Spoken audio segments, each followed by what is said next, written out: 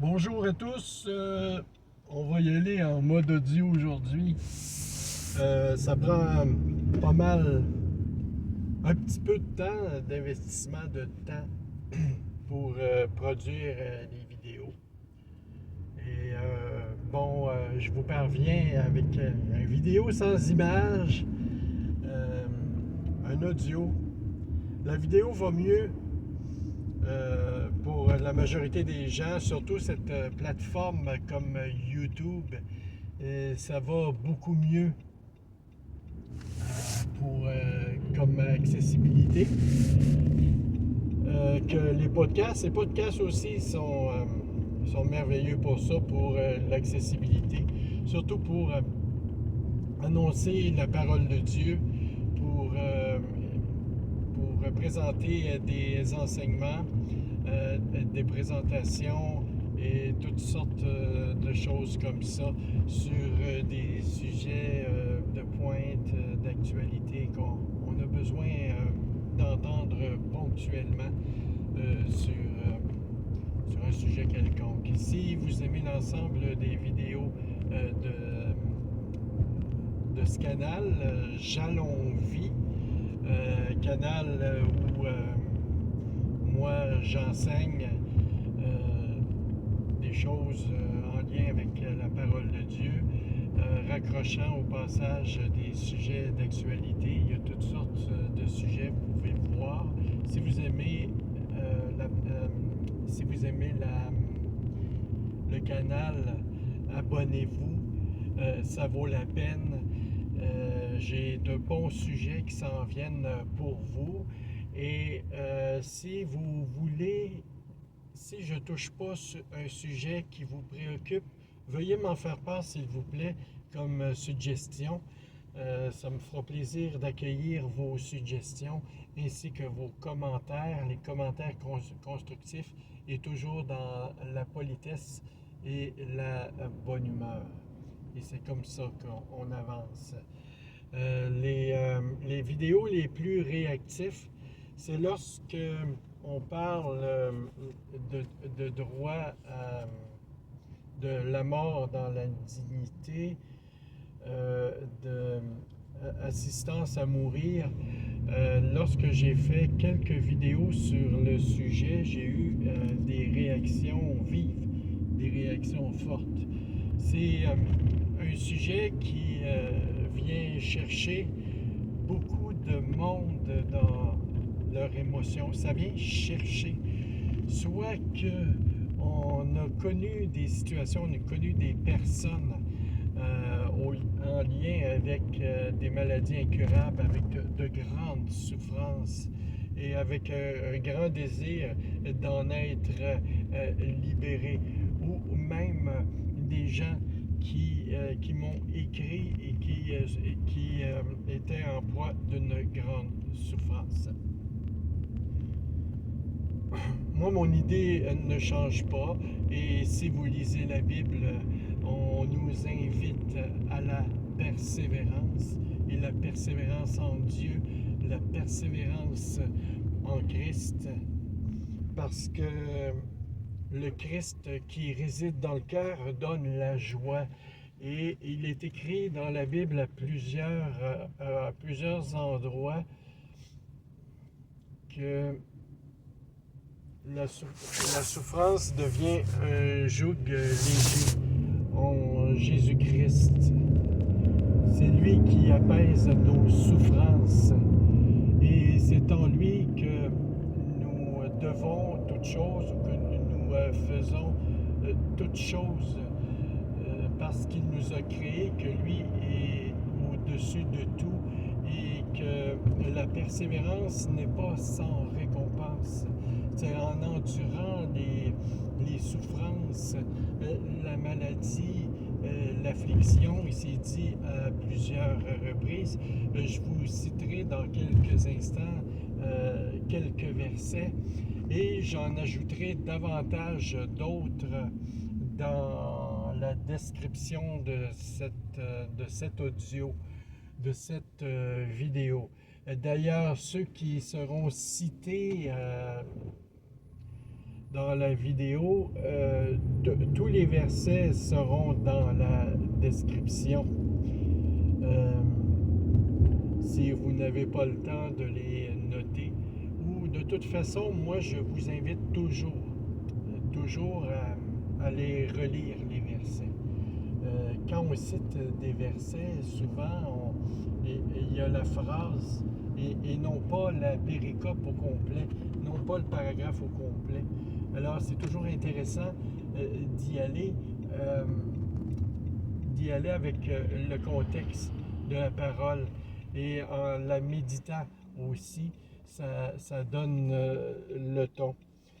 Dans l'Épître aux Romains, Paul nous dit, « Ne savez-vous pas qu'en vous livrant à quelqu'un comme esclave pour lui obéir, vous êtes esclave de celui qui vous... soit du péché qui conduit à la mort, soit de l'obéissance qui conduit à la justice. » L'obéissance qui conduit à la justice. Alors, mis en contexte dans la souffrance,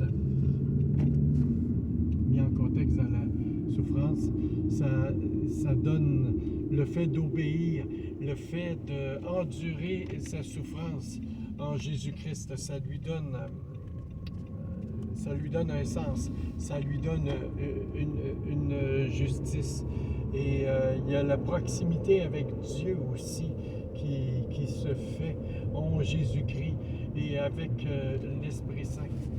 Et ça donne un sens vraiment à ce qui est un non-sens. L'homme n'a pas été créé pour souffrir. La souffrance est le résultat du péché, la condition pécheresse de l'homme jusqu'à la mort, jusqu'à la désespérance, au désespoir, qui n'est pas le désir de Dieu. Dieu veut sauver tout le monde. Mais si vous n'obéissez pas à la voix de l'Éternel, si vous êtes rebelle à la parole de l'Éternel, la main de l'Éternel sera contre vous, et comme vos pères dans le premier livre de Samuel. Ce n'est pas un chemin de bénédiction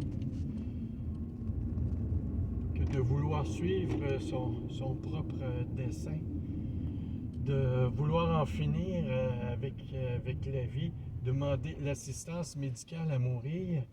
On tente de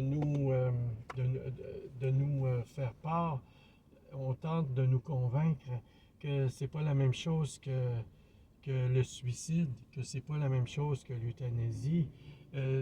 C'est seulement un changement de terme, un changement de terminologie, mais c'est la même chose.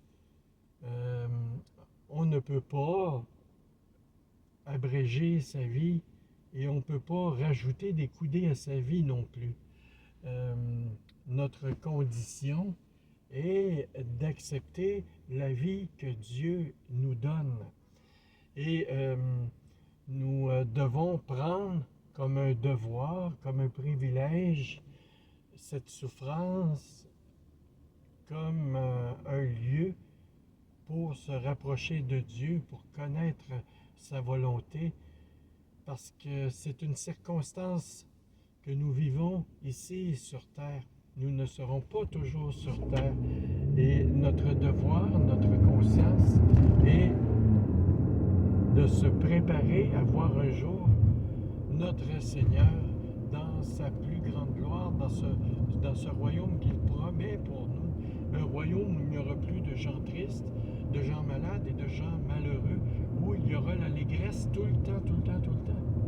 Et ça, il ne faut pas l'oublier, c'est ce qu'il faut enseigner aux personnes malades. La passation d'une loi de mort, de mourir dans la dignité. Là, je vais amener des nuances tantôt. Faites-vous-en pas avec ça. C'est sûr qu'il y a beaucoup de choses à tenir compte là-dedans, dans la dignité, dans la souffrance. Et il y en a qui vont dire, bon, ben c'est bien beau, mais il n'y a pas de qualité de vie, on dépérit,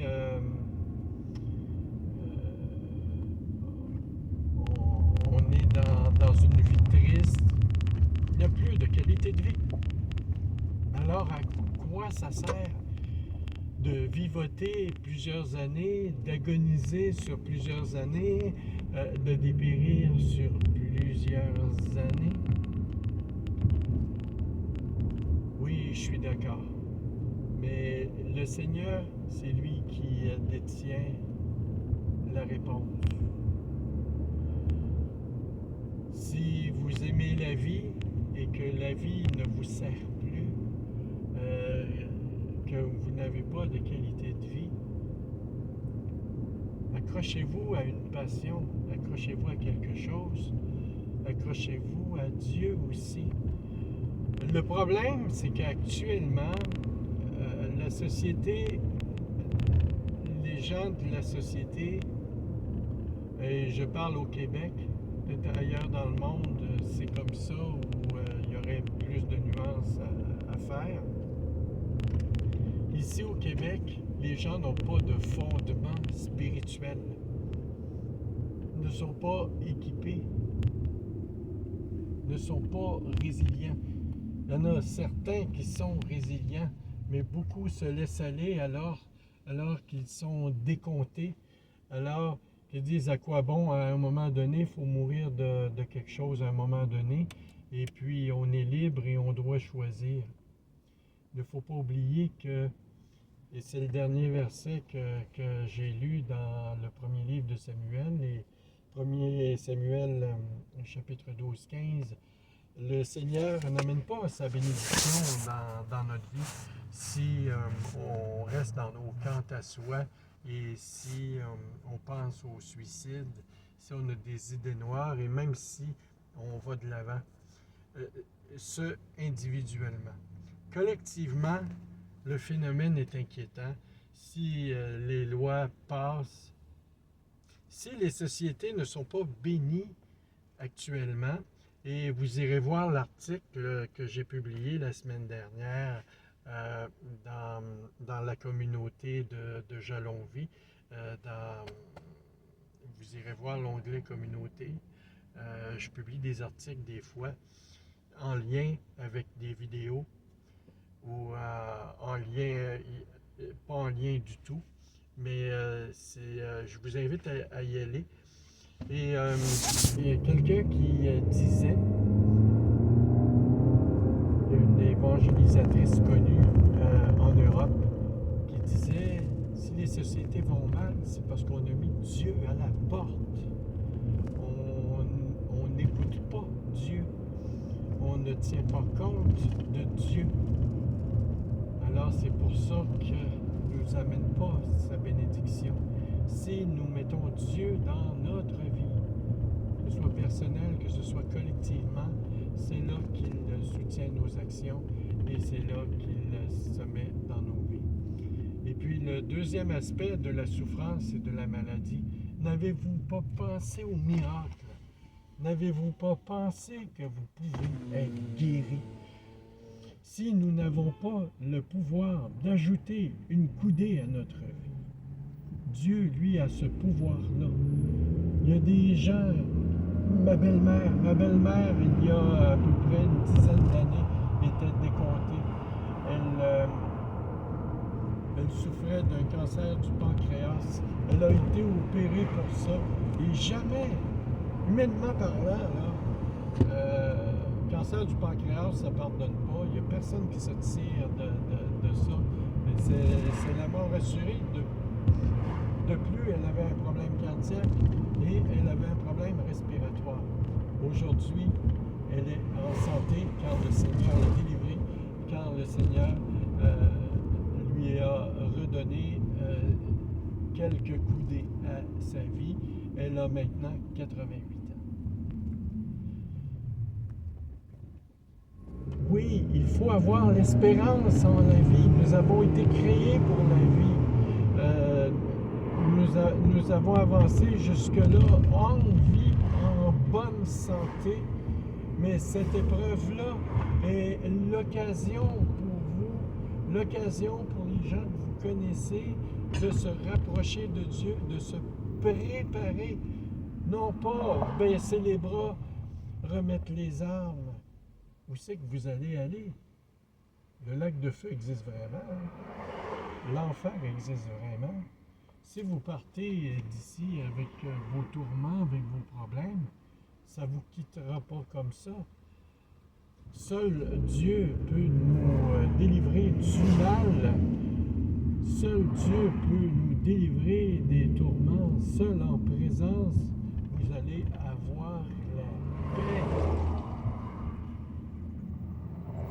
Le Seigneur Jésus est venu sur la terre et si vous relisez les évangiles, là où il passait et là où les gens avaient un peu de foi, ils étaient libérés, ils étaient guéris et ils avaient ce changement de vie.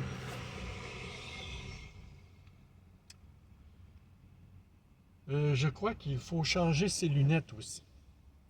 Nicodème demandait comment est-ce que nous pouvons reconnaître que tu fais de grandes choses. Comment est-ce que nous pouvons voir qu'on change la vie.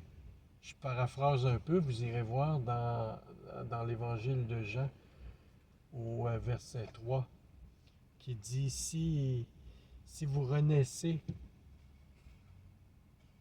d'esprit, vous allez voir les merveilles de Dieu. C'est seulement quand on renaît de nouveau. Et il faut naître de nouveau. C'est l'invitation qui est faite de renaître de nouveau. Et au cœur de la souffrance, unis en Jésus-Christ, c'est beaucoup plus facile de le faire. Alors, je nuancerai davantage dans le commentaire. Et je vous souhaite une bonne journée.